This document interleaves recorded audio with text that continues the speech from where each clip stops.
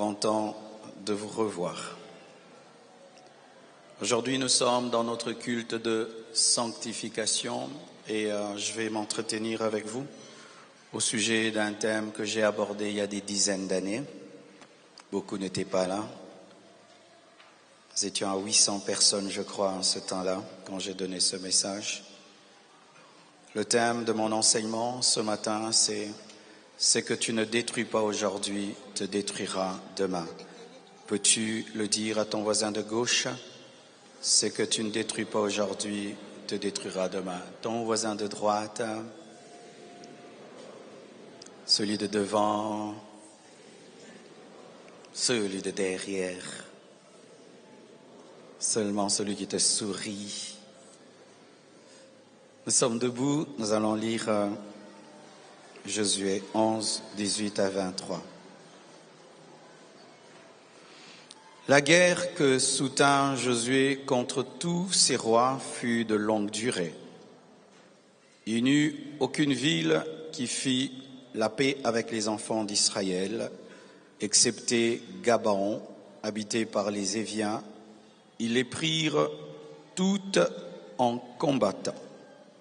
Car l'Éternel permit que ces peuples s'obstinassent à faire la guerre contre Israël, afin qu'Israël les dévoua par interdit, sans qu'il eût pour eux de miséricorde, et qu'il les détruisit comme l'Éternel l'avait ordonné à Moïse.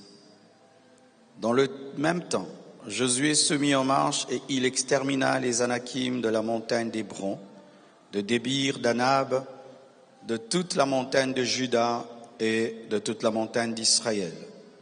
Josué les dévoua par interdit avec leurs villes. Il ne resta point d'Anakim dans le pays des enfants d'Israël. Il n'en resta qu'à Gaza, à Gath et à Asdod. Dites avec moi Gaza, Gath, Asdod. Josué s'empara donc de tout le pays, selon tout ce que l'Éternel avait dit à Moïse, et Josué le donna en héritage à Israël, à chacun sa portion, d'après leur tribu. Puis le pays fut en repos et sans guerre. Prenez place, s'il vous plaît. Des fois, face au péché, nous nous comportons comme quelqu'un qui élève un petit python. Quand tu as un petit python à la maison, il est inoffensif. Mais à force de le nourrir,